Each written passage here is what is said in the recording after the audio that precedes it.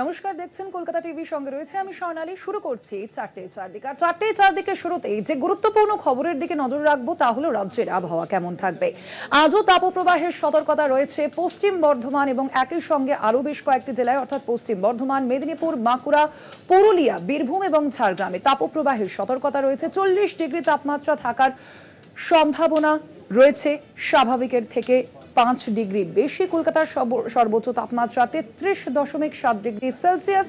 কলকাতার সর্বনিম্ন তাপমাত্রা 26.5 ডিগ্রি সেলসিয়াস, স্বাভাবিকের থেকে যা 3.9 ডিগ্রি বেশি। আপনাদের জানিয়ে রাখি, আলিপুর আবহাওয়া দপ্তর সূত্রে যে পূর্বাভাস দেওয়া হয়েছে যে আজ থেকেই কিন্তু তাপপ্রবাহের যে লু বইবার যে আশঙ্কা সেটা কিন্তু বলা হয়েছে ইতিমধ্যেই, এবং তার পাশাপাশি বিভিন্ন জেলায় এই সতর্কতা জারি করা হয়েছে আপনাদের জানিয়ে রাখি। এবং যেমনটা জানা যাচ্ছে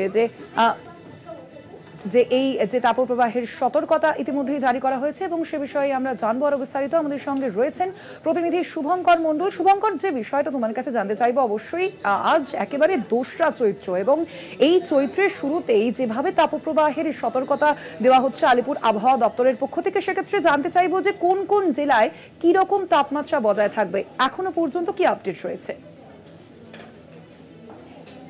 জেলাগুলিতে 6টি জেলার তাপপ্রবাহের সতর্কতা জারি করা হয়েছে, এবং তার মধ্যে কিন্তু পশ্চিম বর্ধমান, পশ্চিম মেদিনীপুর, বাঁকুড়া, বীরভূম, পুরুলিয়া মতো জেলাগুলি রয়েছে যেখানে এই তাপপ্রবাহের সতর্কতা জারি করা হয়েছে, এবং সেখানে 40 ডিগ্রি পর্যন্ত তাপমাত্রা পৌঁছতে পারে। এবং তোমায় জানিয়ে রাখি যে স্বাভাবিকের থেকে প্রায় 5 ডিগ্রি বেশি, এবং এটা শুধুমাত্র পশ্চিমাঞ্চলের এই যে জেলাগুলো, এই 6টি জেলা, সেখানে বলা যায় তাপপ্রবাহ। তবে শহর কলকাতা কিন্তু অস্বস্তি, এবং সেই সঙ্গে সঙ্গে কিন্তু বেলা বাড়ার সঙ্গে সঙ্গে তাপমাত্রা বাড়বে। আজকে আমরা দেখতে পাচ্ছি যে শহর কলকাতার যে তাপমাত্রা তা কিন্তু যে সর্বোচ্চ তাপমাত্রা সেটি 33.7 ডিগ্রি সেলসিয়াস, এবং সর্বনিম্ন তাপমাত্রা 26.5 ডিগ্রি সেলসিয়াস, যা কিন্তু স্বাভাবিকের থেকে প্রায় 3.9 ডিগ্রি বেশি। অর্থাৎ বুঝতেই পারছেন যে এই যে চৈত্রেতেই দেখা যাচ্ছে এরকম তাপপ্রবাহ। এখনো তো অনেকটা সময় পড়ে রয়েছে, যদিও আজকে রবিবার হওয়াতে স্বাভাবিকভাবে রাস্তায় মানুষজনের কম আনাগোনা, শুধু তাই নয়, গাড়ি ঘোড়া এবং স্বাভাবিকভাবে ছুটির দিন হওয়াতে কিন্তু সেরকম বাইরে বেরোনোর প্রবণতা নেই। তবে আগামীকাল সোমবার, আগামীকালও কিন্তু একই ধরনের তাপমাত্রা, এবং সেই সঙ্গে ওই 6 জেলায় তাপপ্রবাহের সতর্কতা রয়েছে। বুধবার দিন থেকে এই পরিস্থিতি পরিবর্তন হওয়ার সম্ভাবনা, এবং পশ্চিমাঞ্চলের জেলা এবং উত্তরবঙ্গে বেশ কিছু জায়গাতে বৃষ্টি হওয়ার কথা রয়েছে। ফলত স্বাভাবিকভাবে বুধবারের পর কিন্তু পরিস্থিতি কিছুটা হলেও স্বাভাবিক হবে বলে আবহাওয়া দপ্তর জানান। শুভঙ্কর, আরো একটা যে বিষয়ে জানতে চাইবো তোমার কাছে, সেটা হচ্ছে দক্ষিণবঙ্গে তো এই যে তাপপ্রবাহের সতর্কতা জারি করা হয়েছে তুমি জানালে, তার পাশাপাশি উত্তরবঙ্গের পরিস্থিতি বুধবার পর্যন্ত ঠিক কি রকম থাকবে? দেখো, সেটা আমি বলছিলাম যে এখন কিন্তু স্বাভাবিকভাবে পশ্চিমাঞ্চলের জেলাগুলিতে তাপপ্রবাহ চলার জন্য উত্তরবঙ্গ কিন্তু বেশ কিছু জায়গায় কিছুটা হলেও গরমের প্রভাব কিছুটা বেড়েছে। তবে সেটা একেবারেই যে বলা যেতে পারে যে চিন্তার সেরকম নয়। তবে তোমায় জানিয়ে রাখি, বুধবারের পর থেকে কিন্তু পরিস্থিতি স্বাভাবিক হবে, এবং যেটি বলছিলাম যে বৃষ্টি হওয়ার সম্ভাবনা রয়েছে উত্তরবঙ্গের বেশ কিছু জেলাতে, এবং সেই সঙ্গে সঙ্গে কিন্তু পশ্চিমাঞ্চলের জেলাগুলোতে পরিস্থিতি কিছুটা হলেও স্বাভাবিক হবে। শহর কলকাতাতে যেরকম তাপমাত্রা বেড়ে গিয়েছে, স্বাভাবিকের থেকে দেখা যাচ্ছে প্রায় 3 ডিগ্রি বেশি তাপমাত্রা, তাও কিন্তু কিছুটা হলেও স্বাভাবিক হবে বলে আলিপুর আবহাওয়া দপ্তরের তরফ থেকে জানানো হচ্ছে। ধন্যবাদ তোমায়। আমরা কথা বলছিলাম, আমাদের সঙ্গে ফোন লাইনে ছিলেন প্রতিনিধি শুভঙ্কর মণ্ডল। আপনাদের জানিয়ে রাখি, তাপপ্রবাহ যে সতর্কতা জারি হয়েছে ইতিমধ্যে আপনারা জানেন বেশ কিছু জেলায়, এবং সেই সতর্কতা জারি থাকবে আগামী বুধবার পর্যন্ত, জানানো হয়েছে আলিপুর আবহাওয়া দপ্তর সূত্রে।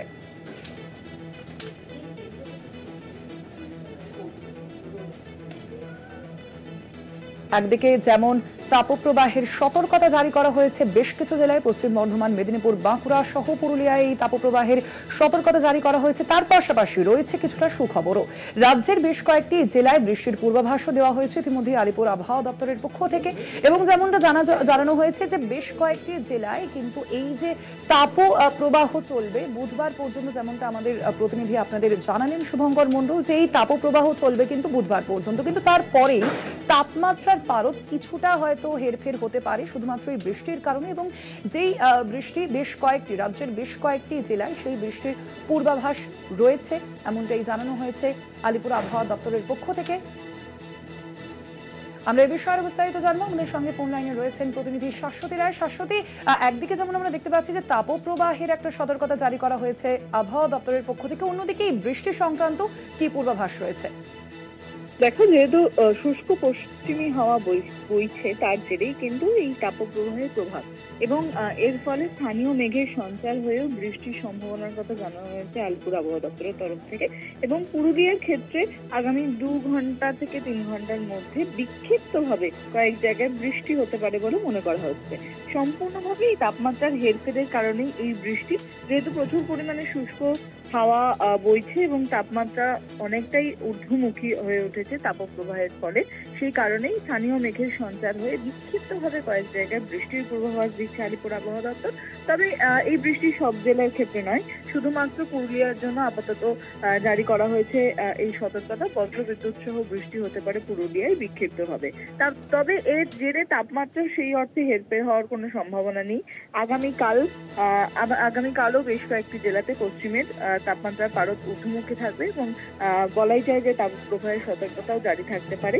তবে বাকি জেলাগুলির ক্ষেত্রে দক্ষিণবঙ্গের একেবারেই গরম এবং অস্বস্তিকর আবহাওয়া বজায় থাকবে বলে মনে করা হচ্ছে।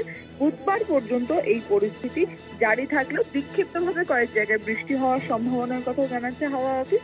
যেমন দার্জিলিং এবং কালিম্পংয়ে বৃষ্টির সম্ভাবনা আছে 2-1 পশলা। ধন্যবাদ তোমায়। আমরা কথা বলছিলাম, আমাদের সঙ্গে ফোন লাইনে ছিলেন প্রতিনিধি শাশ্বতী রায়। যেমনটা আপনাদের জানাচ্ছিলাম, একদিকে তাপপ্রবাহের সতর্কতা জারি করেছে আলিপুর আবহাওয়া দপ্তর, তার পাশাপাশি উষ্ণ এবং আর্দ্র আবহাওয়ার কারণে অস্বস্তিকর পরিবেশও তৈরি হচ্ছে এবং তার পাশাপাশি হাওয়া অফিসের যেমনটা পূর্বাভাস রয়েছে যে আগামী সপ্তাহে বৃষ্টিও হতে পারে বেশ কিছু জেলায়।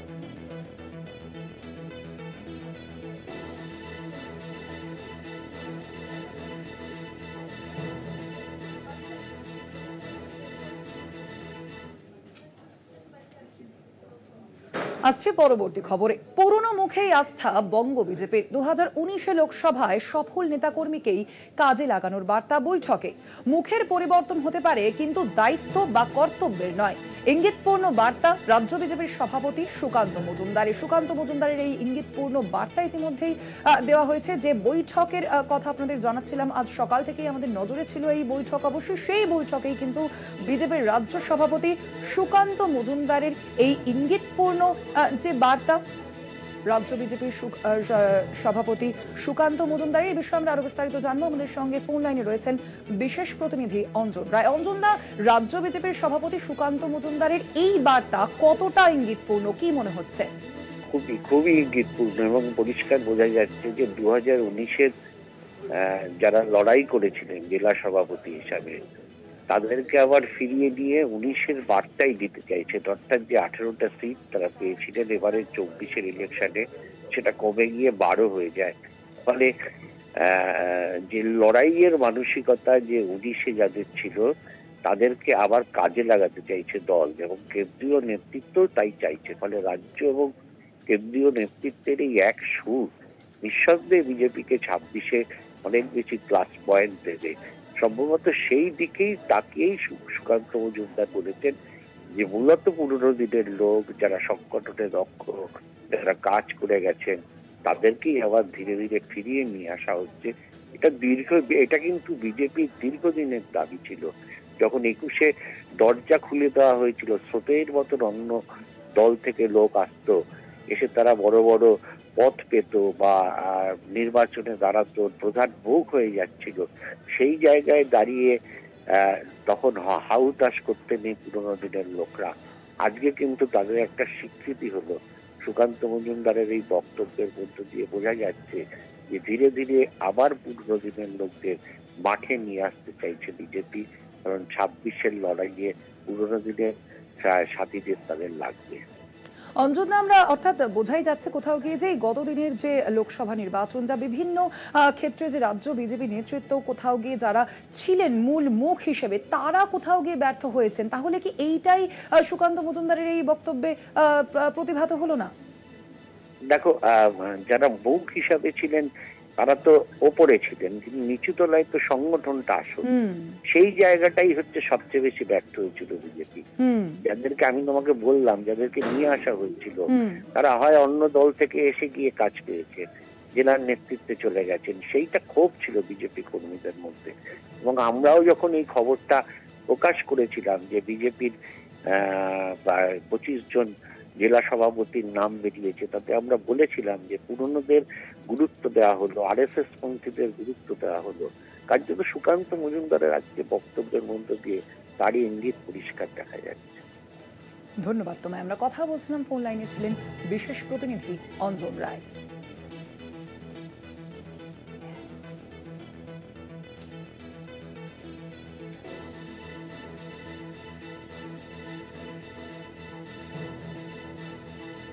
এর মধ্যে কতগুলো বিক্ষোভ আমার মনে হয় তৃণমূল কংগ্রেস স্পন্সর্ড আছে বেশ কিছু। আমার কাছে যা খবর, 2-1টা জায়গায় ছাড়া এরকম কোনো ঘটনা ঘটেনি।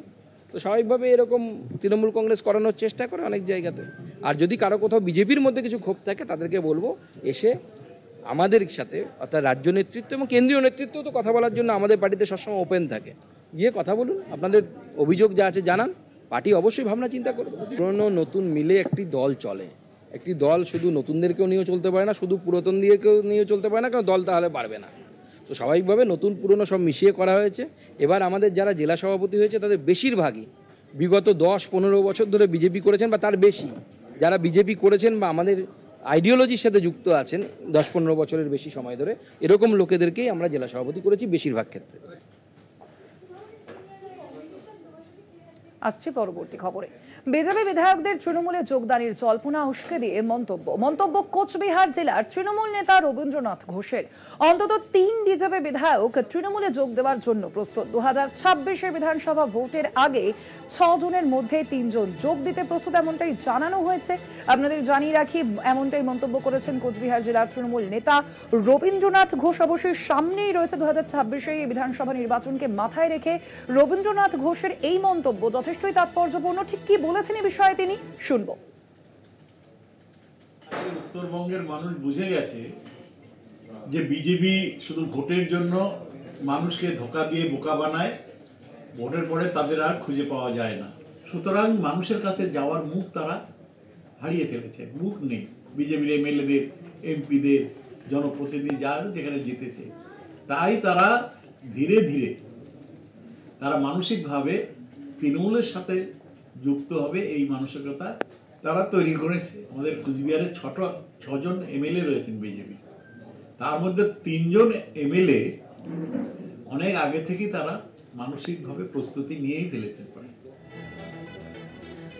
বিজেপি বিধায়কদের তৃণমূলে যোগদানের সম্ভাবনা রয়েছে, এমনটাই মন্তব্য করেছেন কোচবিহার জেলার তৃণমূল নেতা রবীন্দ্রনাথ ঘোষ। আপনাদের শোনালাম তিনি এই বিষয়ে কি বলেছেন। অন্তত 3 বিজেপি বিধায়ক তৃণমূলে যোগ দেওয়ার জন্য প্রস্তুত রয়েছেন, এমনটাই মন্তব্য রবীন্দ্রনাথ ঘোষের। আমরা এই বিষয়ে কথা বলবো, আরো বিস্তারিত জানবো। ফোন লাইনে রয়েছেন প্রতিনিধি রবিউল হোসেন। রবিউল, এই যে রবীন্দ্রনাথ ঘোষের যে এই মন্তব্যকে কিভাবে দেখছে বিজেপি নেতৃত্ব?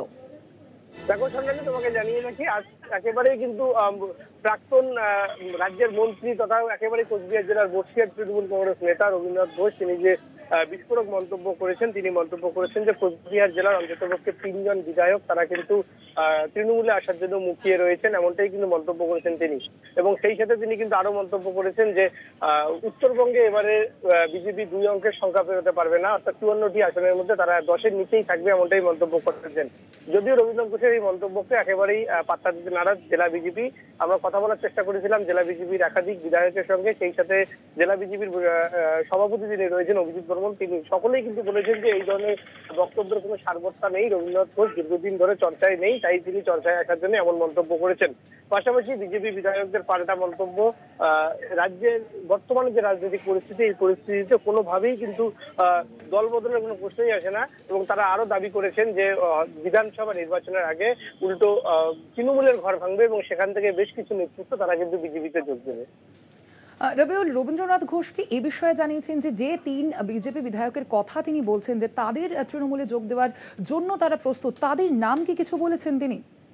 একদমই না, কিন্তু কারণ রবীন্দ্রনাথ ঘোষ শুধুমাত্র ইঙ্গিত দিয়েছেন যে কোচবিহার জেলায় এই মুহূর্তে 6 জন বিজেপি বিধায়ক রয়েছেন, তার মধ্যে 3 জন বিজেপি বিধায়ক তৃণমূলে আসার জন্য মনস্থির করেছেন, এমনটাই কিন্তু রবীন্দ্রনাথ ঘোষ বলেছেন। তবে আমরা তার পাল্টা হিসেবে কিন্তু কোচবিহার জেলায় যে 6 জন বিজেপি বিধায়ক রয়েছেন তার মধ্যে 5 জনের সঙ্গে যোগাযোগ করার চেষ্টা করেছিলাম, কিন্তু তারা একেবারেই রবীন্দ্রনাথ ঘোষের এই মন্তব্যকে কোনোভাবেই সমর্থন করেননি।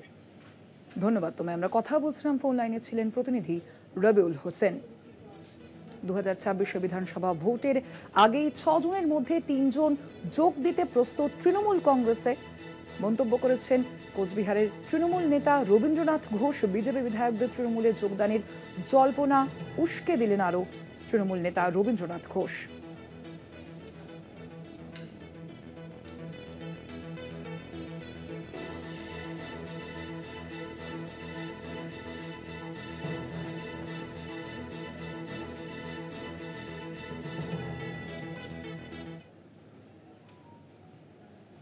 নজর রাখবো পরবর্তী খবরে। মালদায় ফের চলল গুলি। রাজ্যের প্রাক্তন মন্ত্রী তথা বিধায়ক সাবিত্রী মিত্রের বাড়ির অদূরেই পরপর চলল গুলি। গুলিবিদ্ধ এক। মালদার ইংলিশ বাজার পৌরসভার 13 নম্বর ওয়ার্ডের ঘটনা।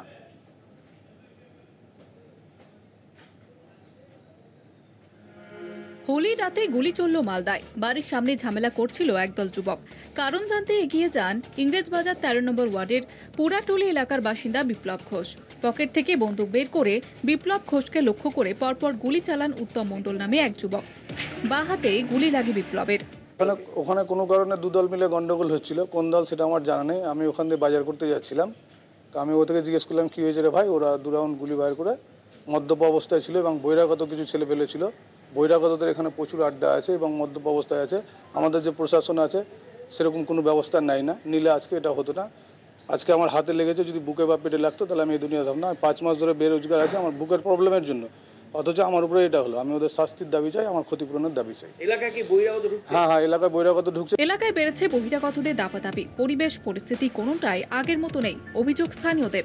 শুনলাম যে এরকম ব্যাপার এখানে ঝগড়াঝাটি হয়েছে, এই সব নাকি সব গুলিগালা চলেছে, সব ছোট ছোট ব্যাপার নিয়ে গুলিগালা চলেছে। পরিবেশের অবস্থা খুব একটা ভালো নাই। পরিবেশ খুব আমাদের এইখানকার পিছনে আমাদের এই পরিবেশটাও খুব একটা ভালো জায়গায় যাচ্ছে না। মানুষ ভিতর থেকে খুব আতঙ্কিত আছে, যারা বাচ্চা কাচ্চা নিয়ে সংসার টংসার করছে, পরিবার নিয়ে, ওরা বলতে পারে না, মুখ খুলতে পারে না, কিন্তু খুব প্রবলেমে আছে, খুব অসুবিধার মধ্যেই আছে। কেন গুলিটা কেন চলছে? কোনো গন্ডগোল? এই কথা কাটাকাটি এইসব নিয়ে সব শুনছি, তাছাড়া আমরা তো চোখে দেখিনি। ঘটনার পর থেকেই পলাতক অভিযুক্ত উত্তম। ইতিমধ্যে এই ঘটনায় 4 জনকে ধরেছে পুলিশ। এলাকায় মোতায়েন করা হয়েছে পুলিশ কর্মী।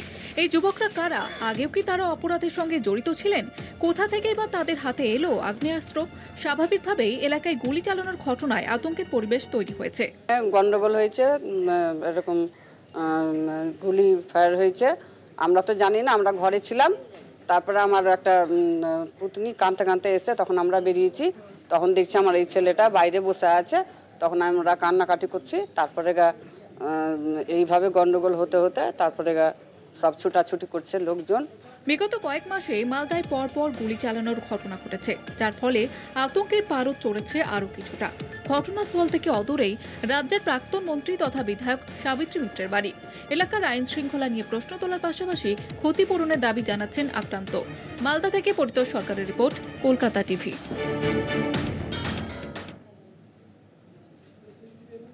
মালদার ভূতনিতে কুপিয়ে খুনের ঘটনায় গ্রেপ্তার 3 অভিযুক্তদের মালদা জেলা আদালতে পেশ করা হয়। শনিবার 2 পরিবারের মধ্যে সংঘর্ষের ঘটনা ঘটে এবং সেই সংঘর্ষের কারণেই কুপিয়ে খুনের অভিযোগ সামনে আসে। ঘটনায় আহত হয়েছেন 6 জন। গুরুতরভাবে আহত একজনকে কলকাতার এক হাসপাতালে ভর্তি করা হয়েছে। আপনাদের জানিয়ে রাখি, মালদার এই ঘটনা এবং সেই ঘটনাতেই ইতিমধ্যে গ্রেপ্তার করা হয়েছে 3 জনকে। এই ঘটনায় ইতিমধ্যে গ্রেপ্তার করা হয়েছে 3 জনকে। শনিবার 2 পরিবারের মধ্যে সংঘর্ষের কারণেই কুপিয়ে খুনের অভিযোগ সামনে এসেছে এবং এই ঘটনায় ইতিমধ্যে 3 জনকে গ্রেপ্তার করা হয়েছে। আরো বিস্তারিত জানবো, ফোন লাইনে রয়েছেন প্রতিনিধি পরিতোষ সরকার। পরিতোষ, কি জানা যাচ্ছে এখনো পর্যন্ত? এই যে 3 জনকে গ্রেপ্তার করা হয়েছে, তাদের জিজ্ঞাসাবাদ সূত্রে কি জানা যাচ্ছে পুলিশ সূত্রে? একদমই স্বর্ণালী, তোমাকে বলে রাখি যে এই গোটা ঘটনায় পুলিশ 3 জনকে গ্রেপ্তার করেছে। মূল অভিযুক্তকেও পুলিশ গ্রেপ্তার করেছে, পাশাপাশি আরো 2 জনকে গ্রেপ্তার করা হয়েছে। পুলিশ যেটা জানাচ্ছে, এই গোটা ঘটনায় যিনি মূল অভিযুক্ত তিনি ধারালো অস্ত্র দিয়ে আঘাত করেছিলেন কমল মণ্ডল নামের ব্যক্তিকে এবং তারপর তার মৃত্যু নিশ্চিত করে চিকিৎসকরা। তোমাকে বলে রাখবো, শনিবারের দিনে এই গোটা ঘটনাকে কেন্দ্র করে এলাকা জুড়ে চাঞ্চল্য ছড়ায় ভূতনি থানার এই গোবর্ধন টোলা এলাকা, যেখানে কমল মণ্ডলের সাথে তার প্রতিবেশী ব্যক্তি যার নাম হচ্ছে ফেকন মণ্ডল, তাদের একটা বিবাদ সৃষ্টি হয়। তারা ভ্রাতৃত্ব সম্পর্কেও রয়েছে, একে অপরের যে পারিবারিক যোগাযোগও রয়েছে, কিন্তু এই পারিবারিক যোগাযোগের মাঝে জমি সংক্রান্ত বিবাদ, সেই বিবাদকে কেন্দ্র করে উত্তেজনা, যেখানে ধারালো অস্ত্র দিয়ে কোপ মারা হয় কমল মণ্ডলকে এবং তারপর তার মৃত্যু হয়েছে। পাশাপাশি তার স্ত্রীও আশঙ্কাজনক রয়েছে, আরো 4 জন আহত হয়েছে, মোটের ওপর 6 জন গুরুতরভাবে আহত রয়েছে এবং একজনের মৃত্যু হয়েছে। পুলিশ ইতিমধ্যে ফেকন মণ্ডলকে গ্রেপ্তার করেছে, আরো 2 জনকে গ্রেপ্তার করেছে। পুলিশ যেটা জানাচ্ছে, এই ফেকন মণ্ডলই একমাত্র যিনি ধারালো অস্ত্র দিয়ে কমল মণ্ডলের উপর আঘাত করে, একাধিক এলোপাথারি আঘাত করা হয়, তারপর তার মৃত্যু হয়েছে। গোটা ঘটনায় যাতে এলাকা জুড়ে নতুন করে কোনো উত্তেজনা পরিস্থিতির সৃষ্টি না হয় তার জন্য পুলিশ যথারীতি এলাকায় টহল দিচ্ছে। পুলিশের পদস্থ কর্তা, জেলা পুলিশের ডিএসপি সহ আধিকারিকরা এলাকায় পৌঁছেছে। এলাকার বাসিন্দাদের সাথে কথা বলার পাশাপাশি এলাকায় শান্তি শৃঙ্খলা বজায় রাখতে বিভিন্ন রকম পুলিশের তরফে বার্তাও দেওয়া হচ্ছে। সোনালী, পরিতোষ, এই ঘটনা সম্পর্কে স্থানীয়দের কি বক্তব্য? একদমই সোনালী, তোমাকে বলে রাখবো, স্থানীয় বাসিন্দারা রীতিমতো আতঙ্কিত। তারা যেটা বলছে, এই ধরনের ঘটনা বিগত দিনে তাদের এলাকায় ঘটেনি। ভূমি সংক্রান্ত বিবাদের জেরে যে খুন হবে তা তারা কল্পনাই করতে পারছেন না। স্থানীয় বাসিন্দাদের সাথে আমরা কথা বলেছিলাম, তারা যেটা বলছে, বিগত দিনে এই দুইটি পরিবারের মধ্যে বারংবার ঝগড়া অশান্তি লেগেই থাকতো। বচসা হতো। পরিবারের দিন একটি ছাগল ফসলের জমিতে ঢুকে যাওয়াকে কেন্দ্র করে আবারও এই দুই পরিবারের গন্ডগোল বাঁধে এবং ভূমি সংক্রান্ত যে পুরনো বিবাদ, সে বিবাদ যেন চরমে ওঠে। আর এই চরমের বিবাদের জেরে যে প্রাণ যাবে, একজনের মৃত্যু হবে, তা স্থানীয় বাসিন্দারা কল্পনাই করতে পারছেন না। যদিও এই গোটা ঘটনার পর স্থানীয় বাসিন্দারা রীতিমতো আতঙ্কিত রয়েছে। তারা বলছেন, এই ধরনের ঘটনা ঘটে যাওয়ার পর তারা আতঙ্কিত রয়েছে। এলাকায় এই ধরনের ঘটনা বিগত দিনে না ঘটলেও যা ঘটেছে, আগামী দিনে যাতে এই ধরনের ঘটনা এলাকায় না ঘটে, পুলিশ প্রশাসন আরো শক্ত হাতে ব্যবস্থা নিক। যারা দোষী তাদের ব্যবস্থা গ্রহণ করা হয়। যে দোষী ফেকন মণ্ডল, যাকে গ্রেপ্তার করা হয়েছে, তার যাতে আইনে উপযুক্ত শাস্তি হয়, সে দাবি করছে স্থানীয়রা। সোনালী, ধন্যবাদ তোমায়। আমরা কথা বলছিলাম, ফোন লাইনে ছিলেন প্রতিনিধি পরিতোষ সরকার।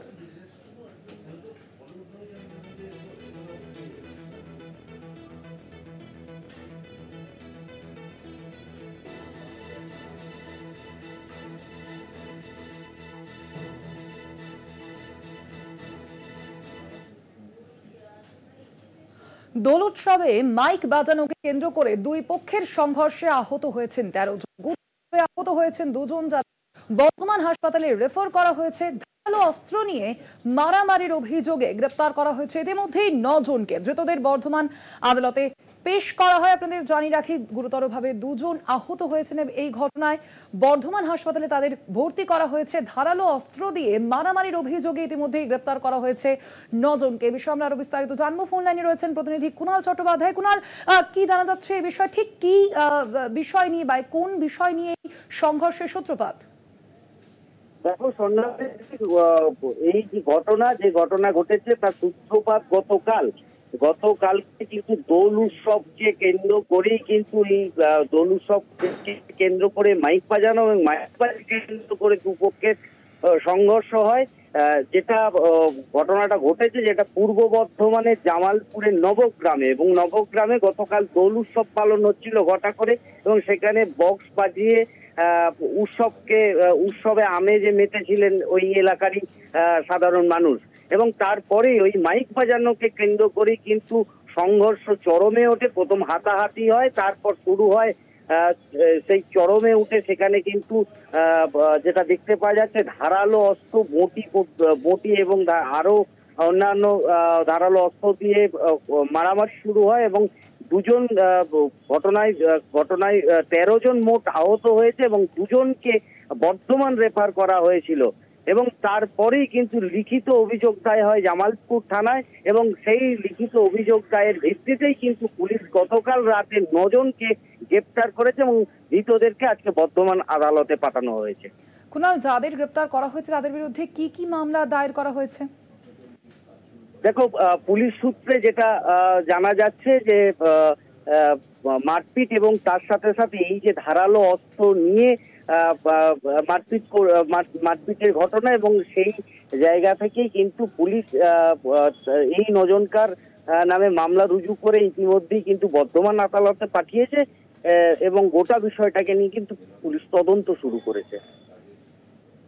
ধন্যবাদ তোমায়। আমরা কথা বলছিলাম, ফোন লাইনে ছিলেন প্রতিনিধি কুণাল চট্টোপাধ্যায়। দোল উৎসবে মাইক বাজানোকে কেন্দ্র করে দুই পক্ষের সংঘর্ষের ঘটনায় আহত হয়েছেন 13 জন। গুরুতরভাবে আহত 2 জনকে বর্ধমান হাসপাতালে রেফার করা হয়েছে। ধারালো অস্ত্র দিয়ে মারামারির অভিযোগ এবং সেই অভিযোগে ইতিমধ্যে গ্রেপ্তার করা হয়েছে 9 জনকে।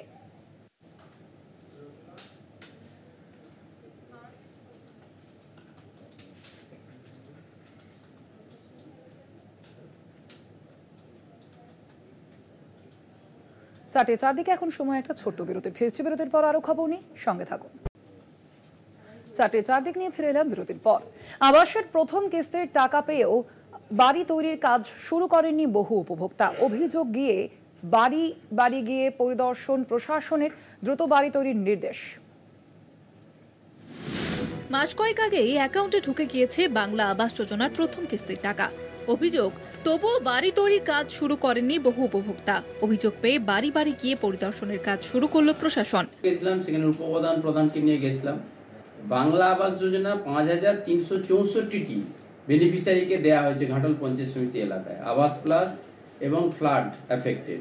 তো সেখানে খুবই দুর্ভাগ্যজনক চিত্র এটাই যে মোহনপুর গ্রাম পঞ্চায়েতে 302, সুলতানপুরের 140, দেয়ানচৌগানের 114 এবং অজমনগর 1-এর 84টি বাড়ি এখন শুরুই হয়নি। এটা কনস্ট্রাকশন নট স্টার্টেড দেখাচ্ছে। এই ছবি ঘাটাল পঞ্চায়েত সমিতির রাজবনগর 1 নম্বর অঞ্চলের আনন্দপুর ও মোহনপুর অঞ্চলের ধরমপুর ও রানীর বাজার এলাকার। ঘাটাল পঞ্চায়েত সমিতি এলাকার আবাসের প্রাপক সংখ্যা 5364 জন। অভিযোগ, উপভোক্তাদের মধ্যে 640 জন কাজ শুরু করেনি। কেন এমনটা হলো? এবং আমরা মোহনপুর জিপিতে গেছিলাম, 302খানা বাড়ি সেখানে শুরু হয়নি। আমাদের সঙ্গে প্রধান সুমনা জাল, উপপ্রধান মুস্তাক আলী উপস্থিত ছিলেন। তাদেরকে নিয়ে আমরা বাড়ি গেছিলাম। ধরমপুর প্রথমে গেছিলাম, তারপরে রানীর বাজার, বিশিষ্ট সমাজসেবকরাই ছিল আমাদের। তো সেখানে আমরা বোঝানোর চেষ্টা করছি যে টাকা ঢুকে গেছে 60,000, এখনও বাড়ি শুরু করছেন না কেন? দ্রুত বাড়ি শুরু করতে হবে। সেকেন্ড ইনস্টলমেন্টের টাকা আমরা দেওয়ার জন্য রেডি আছি, কিন্তু ফার্স্ট ইনস্টলমেন্টের টাকা পেয়ে এখনও কাজ শুরু হচ্ছে না। এটা তো একটা দণ্ডনীয় অপরাধ। 3 মাস অতিক্রান্ত। ঘরের জন্য প্রাপ্ত টাকা পর্যাপ্ত নয়। আবাসের ঘর নিয়ে এমন অভিযোগ শোনা গিয়েছিল আগেই। উপভোক্তারা কি সেটাই মনে করছেন, নাকি নেপথ্যে অন্য কোনো কারণ রয়েছে? বাড়ি শুরু করতে মিস্ত্রির সমস্যা, কয়েকদিন ধরে বলছি বাড়িটা করার করে মিস্ত্রির এত সমস্যা। হ্যাঁ, এটা সাইডে ভেঙে যে এই করবো, সেই কাঠামো মিস্ত্রিও পাচ্ছি না। নিজের দিকেই সব কিছু করতে হচ্ছে। এবং আমার একটা পারিবারিক সমস্যা হয়েছিল আত্মীয় বাড়িতে। হ্যাঁ, সেইটা সম্বন্ধে আমার মারা গেছে, সেটা কাজ করার জন্য একটু দেরিও হয়ে গেছে। তবে খুব সম্ভব তাড়াতাড়ি শুরু করব। আপাতত দ্রুত বাড়ি তৈরির নির্দেশ দিয়েছে প্রশাসন।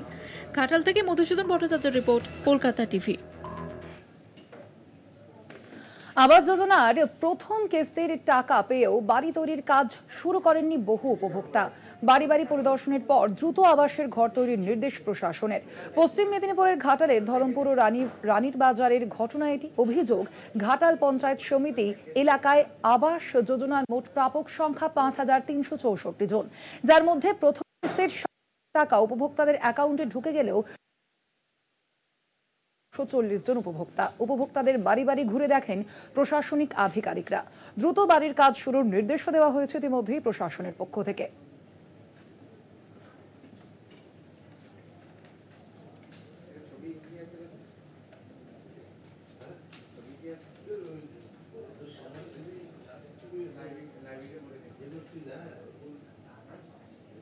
আসছে পরবর্তী খবরে। বজবজ 2 নম্বর ব্লকের চকমানিকে পুকুর ভরাটের অভিযোগ। স্থানীয়দের অভিযোগ, বেআইনিভাবে পুকুর ভরাট চলছে। পঞ্চায়েত সমিতির সভাপতি জানিয়েছেন এ বিষয়ে এটা নার্সারি এলাকা। বেআইনি ভরাটের খবর এলে সঙ্গে সঙ্গে কাজ বন্ধ করা হবে জানানো হয়েছে ইতিমধ্যেই। আপনাদের জানিয়ে রাখি, পুকুর ভরাটের অভিযোগ সামনে এসেছে। স্থানীয়দের অভিযোগ, বেআইনিভাবে পুকুর ভরাট চলছে। বেআইনিভাবে ভরাটের খবর এলে সঙ্গে সঙ্গে কাজ শুরু হবে, পঞ্চায়েত সমিতির সভাপতি জানিয়েছেন। এমনটাই আপনাদের জানিয়ে রাখি, পুকুর ভরাটের অভিযোগ সামনে এসেছে। স্থানীয়রাই অভিযোগ করছেন কিভাবে পুকুর ভরাট করা হচ্ছে। বজবজ 2 নম্বর ব্লকের চকমানিকের এই ঘটনা, সেখানেই পুকুর ভরাট অভিযোগ সামনে আসছে। স্থানীয়দের যেমনটা অভিযোগ যে বেআইনিভাবে প্রশাসনের কাছে এ বিষয়ে প্রশাসনের থেকে কোনো অনুমতি না নিয়েই পুকুর ভরাটের কাজ চলছে বেআইনিভাবে। যদিও পঞ্চায়েত সমিতির পক্ষ থেকে জানানো হয়েছে এ বিষয়ে কোনো খবর এলে সঙ্গে সঙ্গে ব্যবস্থা নেওয়া হবে। শুভজিৎ চক্রবর্তী প্রতিনিধি রয়েছেন ফোন লাইনে। শুভজিৎ, ঠিক কি অভিযোগ করছেন এ বিষয়ে স্থানীয়রা? দেখো, তোমার জানিয়ে রাখবো, যেটা স্থানীয়দের অভিযোগ যে সাতগাছিয়া বিধানসভা এলাকার যে চকমানি গ্রাম পঞ্চায়েত, সেখানেই কিন্তু বাওয়ালি রানিয়া রোডের উপর একেবারে প্রকাশ্যে একটি পুকুর, সেই পুকুরটিকে কিন্তু ভরাট করা হচ্ছে এবং আনুমানিক 10 থেকে 15 দিনের মধ্যেই পুকুরটিকে কিন্তু ছাই ফেলে ভরাট করে দেওয়া হয়েছে। যদিও এই বিষয়ে পঞ্চায়েত সমিতির সভাপতি বুচান ব্যানার্জির সাথে যখন আমরা যোগাযোগ করি, তিনি যেটা জানাচ্ছেন যে বজবজ 2 নম্বর ব্লকের একটা বড় অংশ, একটা বড় এলাকা, তারা কিন্তু নার্সারি ব্যবসার সাথে যুক্ত এবং সেই কারণেই ব্যবসায়ীরা তারা মাটি স্টোর করে। তবে মাটি স্টোর করার আড়ালে যদি কেউ এইভাবে পুকুর ভরাট করে নেয়, সেক্ষেত্রে কিন্তু বেআইনি পুকুর ভরাটের খবর এলেই তিনি ব্যবস্থা নেন, পদক্ষেপ নেন। যদিও এই পুকুরে কিন্তু মাটি নয়, ছাই ফেলে ভরাট করা হয়েছে বলে স্থানীয়দের অভিযোগ উঠে আসছে এবং ইতিমধ্যে তিনি যেটা জানাচ্ছেন যে এই পুকুর ভরাট বন্ধ করা হয়েছে। ধন্যবাদ তোমায়। আমরা কথা বলছিলাম, ফোন লাইনে ছিলেন প্রতিনিধি শুভজিৎ চক্রবর্তী।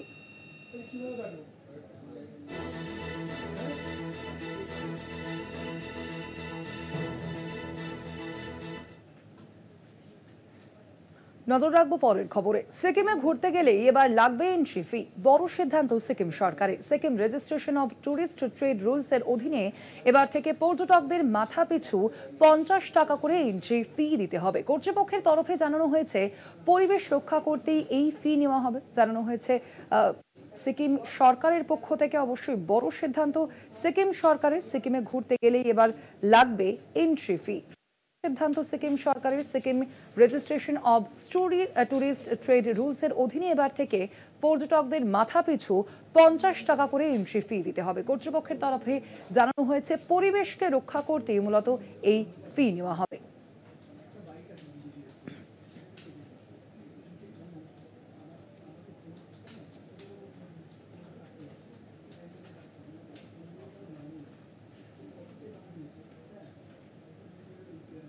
দিল্লিতে গ্লোবাল ইন্টেলিজেন্স কনফারেন্স সভাপতিত্বে জাতীয় নিরাপত্তা উপদেষ্টা অজিত ডোভাল। গোয়েন্দা সংস্থাগুলিকে কিভাবে কাজ করবে তারা, সেই বিষয়ে আজ আলোচনা হয় এই বৈঠকে। সেই পরিসর নিয়ে আলোচনা।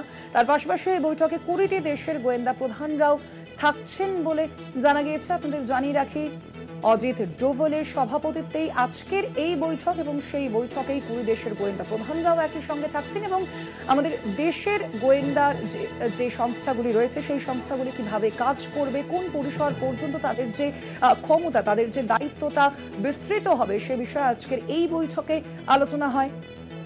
অজিত ডোভাল তিনি আজকের এই বৈঠকের সভাপতিত্ব করেন এবং 20টি দেশের গোয়েন্দা প্রধানরাও থাকছেন আজকের এই বৈঠকে। দিল্লিতে গ্লোবাল ইন্টেলিজেন্স কনফারেন্স, যার সভাপতিত্ব করেন জাতীয় নিরাপত্তা উপদেষ্টা অজিত ডোভাল। গোয়েন্দা সংস্থাগুলিকে তাদের কাজের পরিসর নিয়েই আলোচনা হয় আজকের এই বৈঠকে বলে জানা যাচ্ছে এখনো পর্যন্ত এবং এই আজকের এই বৈঠকে 20টি দেশের গোয়েন্দা প্রধানরাও থাকছেন। আজকে একাধিক বিষয়ে আলোচনা হবে এই বৈঠকে। দেশের গোয়েন্দা সংস্থাগুলি কিভাবে কাজ করবে, তাদের যে দায়িত্ব, যে ক্ষমতার পরিধিটা কতটা বিস্তৃত রয়েছে সে বিষয়েও আলোচনা থাকবে বলে জানা গিয়েছে আজকের এই বৈঠকে। 20টি দেশের গোয়েন্দা প্রধানেরা তারাও থাকছেন আজকের এই বৈঠকে, জানা গিয়েছে সূত্র মারফত। দিল্লিতে গ্লোবাল ইন্টেলিজেন্স কনফারেন্স, জাতীয় নিরাপত্তা উপদেষ্টা অজিত ডোভালের সভাপতিত্বেই আজকের এই বৈঠক।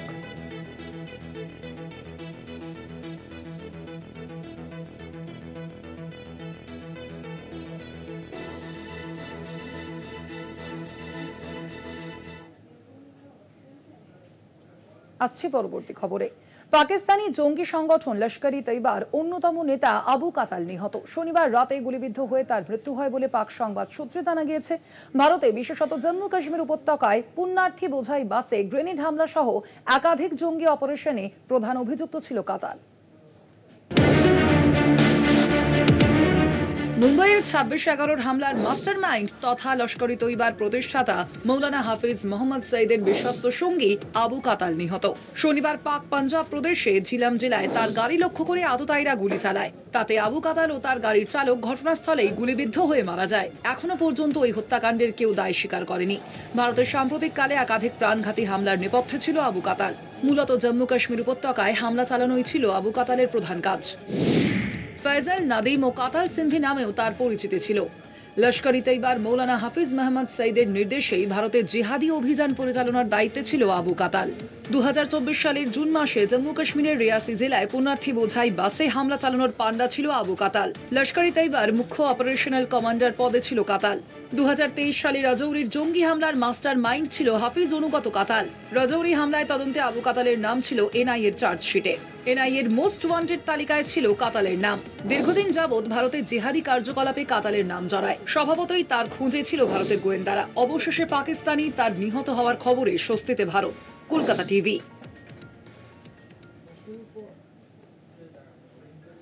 পড়ুয়াদের অসামাজিক কাজ রুখতে গুরুত্বপূর্ণ পর্যবেক্ষণ কেরল হাইকোর্টের। শিক্ষকদের বেত নিয়ে স্কুলে যাওয়ার পরামর্শ সবসময় ব্যবহার না করলেও শিক্ষকদের হাতে বেত দেখলে পড়ুয়াদের উপর মানসিক প্রভাব পড়বে, এমনটাই মত কেরল হাইকোর্টের বিচারপতি পিভি কুন্নিকৃষ্ণনের। চোখে চশমা, হাতে বেত, দরাজ কলা, দুষ্টুমি করলেই বকুনি, সঙ্গে 82 শিক্ষার চর। শিক্ষকদের ভয়ে এককালে তটস্থ হয়ে থাকতো পড়ুয়ারা। তবে সময়ের সঙ্গে সঙ্গে যুগ বদলেছে। মারধর করা তো দূর, শিক্ষকরা এখন বকাবকি করলেই মুখ ভার হয় পড়ুয়াদের। প্রতিশোধ হিসেবে শিক্ষকদের হেনস্থা, পুলিশে অভিযোগ দায়ের তো রয়েছে। তাই শাসন করা কমিয়েছেন শিক্ষকরা। তাতে হিতে বিপরীতই হয়েছে। ক্রমশই বিভিন্ন অসামাজিক কাজকর্মে জড়িয়ে পড়েছে পড়ুয়ারা।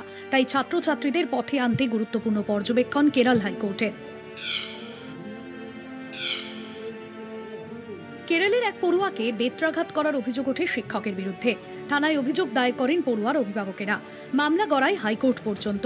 সেই মামলায় সম্প্রতি অভিযুক্ত শিক্ষকের আগাম জামিনের আবেদন মঞ্জুর করেছে কেরল হাইকোর্ট। সঙ্গে বিচারপতি পিভি কুন্নিকৃষ্ণনের নির্দেশ, পুলিশের প্রাথমিক অনুসন্ধান শেষ না হওয়া পর্যন্ত ওই শিক্ষককে গ্রেফতার করা যাবে না। এরপরই বর্তমান সামাজিক পরিস্থিতির কথা তুলে ধরেন বিচারপতি। তরুণ প্রজন্মের আচরণে উদ্বেগ প্রকাশ করেন বিচারপতির মন্তব্য, বিভিন্ন অপরাধমূলক মামলায় জড়িয়ে পড়ছে তরুণ প্রজন্ম। পড়ুয়ারা শিক্ষকদের হুমকি দিচ্ছে এবং শিক্ষকদের উপর শারীরিক আক্রমণ হচ্ছে, এমনকি ঘেরাও পর্যন্ত হচ্ছে। এই প্রবণতা বন্ধ হওয়া উচিত। এই পরিস্থিতি থেকে পড়ুয়াদের বের করতে শিক্ষকরাই গুরুত্বপূর্ণ ভূমিকা পালন করতে পারে বলে অভিমত কেরল হাইকোর্টের বিচারপতি পিভি কুন্নিকৃষ্ণনের। আদালতের পর্যবেক্ষণ, শিক্ষকদের বেত নিয়ে স্কুলে যেতে দেওয়া উচিত। হাতে বেত থাকা মানেই তা ব্যবহার করতে হবে এমনটা নয়। শিক্ষকদের হাতে বেত দেখলে পড়ুয়াদের মনে প্রভাব পড়বে। কোনো অসামাজিক কাজ করার আগে পড়ুয়ারা ভেবে দেখবে। বিচারপতির আরও মত, পড়ুয়াদের আচরণ এবং শৃঙ্খলার জন্য অনেক সময় ছোটখাটো শাস্তি দিয়ে থাকেন শিক্ষকরা। এইসব ক্ষেত্রে শিক্ষকদের ফৌজদারি মামলা থেকে রক্ষা করা উচিত। এক্ষেত্রে পড়ুয়া বা অভিভাবকদের অভিযোগের ভিত্তিতেই পুলিশ অনেক সময় পদক্ষেপ করে থাকে। এটি বন্ধ হওয়া উচিত, অন্যথায় শিক্ষকেরা নিজেদের কাজ করতে পারবেন না। কলকাতা টিভি। আপাতত স্থিতিশীল এআর রহমান। সাত সকালে আচমকাই বুকে ব্যথা নিয়ে হাসপাতালে ভর্তি হয়েছিলেন এআর রহমান। চেন্নাইয়ের বেসরকারি হাসপাতালে চিকিৎসা চলছে অস্কার জয়ী সুরকারের। রমজানের জন্য ডিহাইড্রেশনের সমস্যা হয়েছিল, তাকে কড়া নজরদারিতে রাখা হয়েছে ইতিমধ্যেই এবং একই সঙ্গে তৈরি করা হয়েছে বিশেষ মেডিকেল টিমও। রমজানের উপবাস চলছিল এবং তার মধ্যেই লম্বা সফর করেই এআর রহমান অসুস্থ হয়ে পড়েছিলেন বলে জানা যাচ্ছে। আজ সকালেই তাকে ভর্তি করা হয়। আজ সকালেই হঠাৎই বুকে ব্যথা নিয়ে হাসপাতালে ভর্তি হয়েছিলেন অস্কার জয়ী সঙ্গীত শিল্পী এআর রহমান। চেন্নাইয়ের অ্যাপোলো হাসপাতালে ভর্তি করা হয়েছিল তাকে।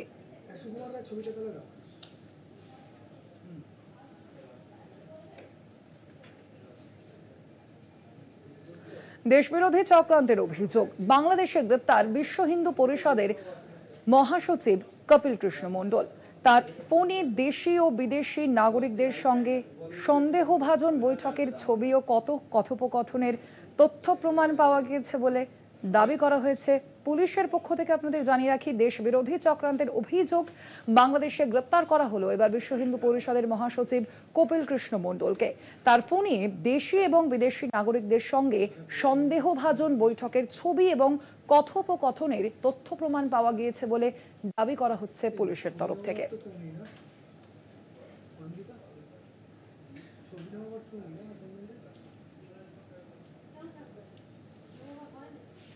অবশেষে সুনিতা উইলিয়ামসদের ঘরে ফেরার পালা। স্পেস স্টেশনে নোঙর বাঁধল মাস্কের মহাকাশযান স্পেস এক্স এর ক্রিউ 10। 24 ঘন্টা ধরে যাত্রা করার পর ভারতীয় সময় অনুযায়ী রবিবার সকাল 9:40 4 মহাকাশচারীকে নিয়ে এই মহাকাশযান নোঙর বেঁধেছে স্পেস স্টেশনে। সুনিতা উইলিয়ামসদের ঘরে ফেরার পালা। অবশেষে স্পেস স্টেশনে নোঙর বাঁধল মাস্কের মহাকাশযান স্পেস এক্স এর ক্রিউ 10। 24 ঘন্টা ধরে যাত্রা করার পর ভারতীয় সময় অনুযায়ী আজ সকাল 9:40 40 মিনিটে 4 মহাকাশচারীকে নিয়ে এই মহাকাশযান নোঙর বেঁধেছে স্পেস স্টেশনে।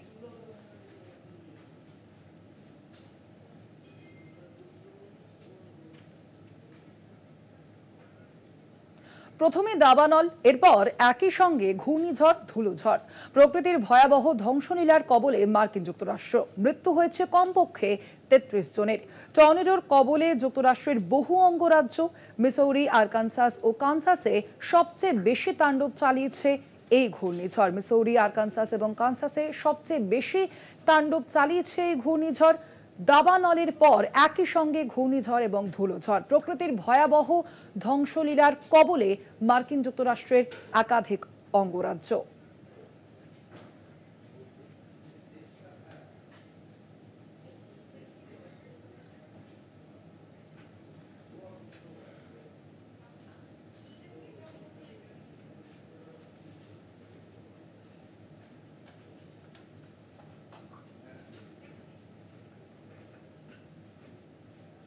আবারও নজর রাখবো রাজ্যের খবরের দিকে।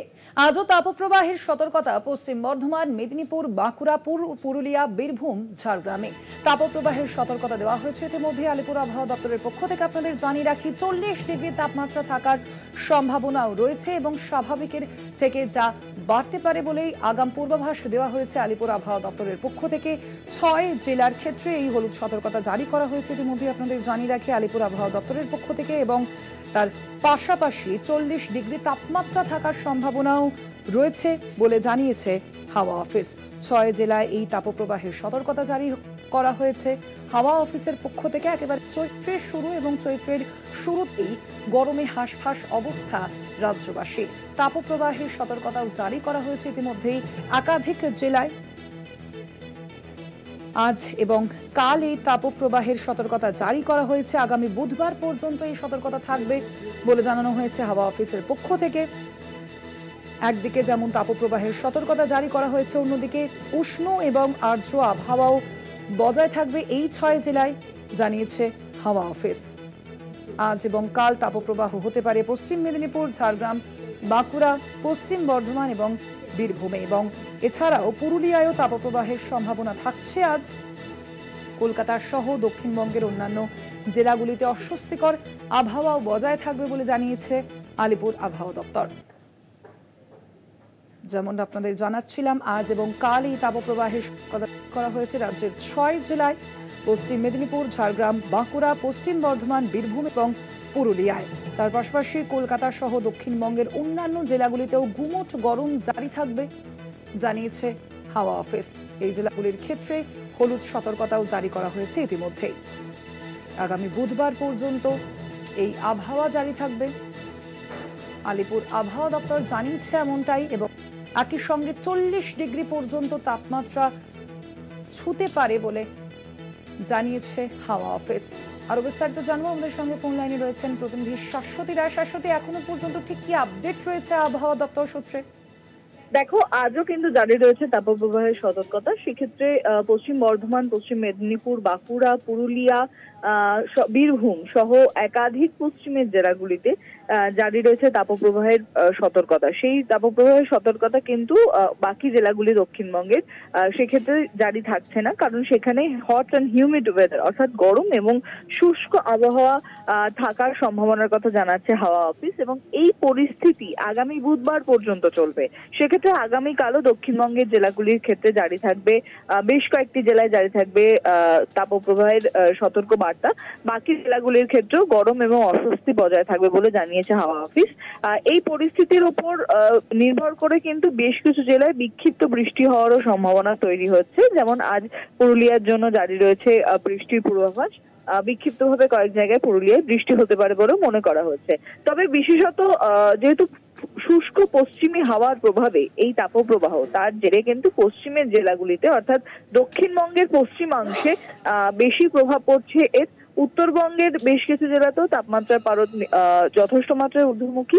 তবে উপরের দিকের জেলাগুলি বিশেষত দার্জিলিং এবং কালিম্পং এই জেলাগুলির ক্ষেত্রে তাপমাত্রা সেইভাবে ঊর্ধ্বমুখী না হলেও হালকা বৃষ্টি হওয়ার ফলে ঠান্ডার আমেজ বজায় রয়েছে। কিন্তু নিচের দিকের জেলাগুলির ক্ষেত্রে অর্থাৎ মালদা, উত্তর দিনাজপুর, দক্ষিণ দিনাজপুর এই জেলাগুলির ক্ষেত্রে কিন্তু তাপমাত্রার পারদ যথেষ্ট মাত্রায় বেশি থাকবে এবং 40 ডিগ্রি তাপমাত্রাও ছাড়াতে পারে বেশ কয়েকটি জেলায়, বিশেষত বাঁকুড়া, পুরুলিয়া, বীরভূম এই জেলাগুলির ক্ষেত্রে বিশেষ সতর্কবার্তা রয়েছে। ধন্যবাদ তোমায়। আমরা কথা বলছিলাম, ফোন লাইনে ছিলেন প্রতিনিধি শাশ্বতী রায়।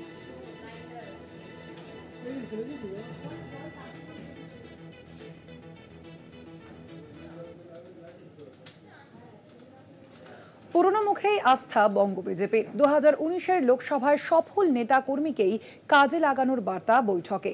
মুখের পরিবর্তন হতে পারে কিন্তু দায়িত্ব বা কর্তব্যের নয়, ইঙ্গিতপূর্ণ বার্তা রাজ্য বিজেপির সভাপতি সুকান্ত মজুমদারের। আপনারা জানেন আজকের এই বৈঠকের দিকে নজর ছিল রাজনৈতিক মহলের এবং সেই বৈঠক থেকে ইঙ্গিতপূর্ণ বার্তা সুকান্ত মজুমদারের।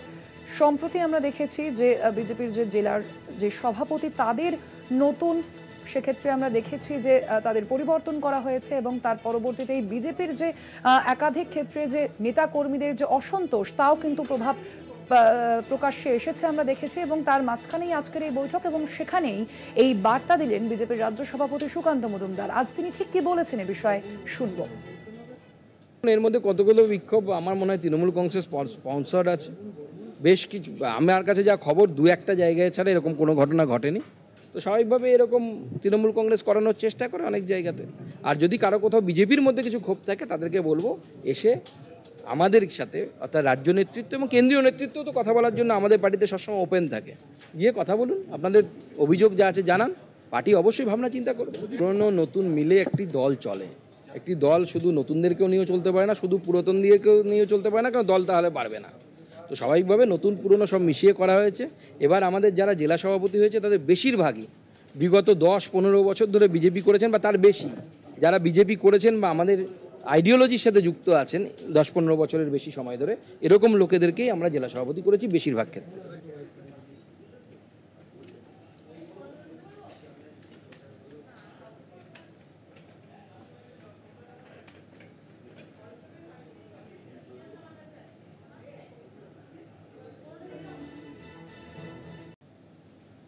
চারটে চারদিকে আজ এ পর্যন্তই। দেখে থাকুন কলকাতা টিভি, রাত দিন 7 দিন।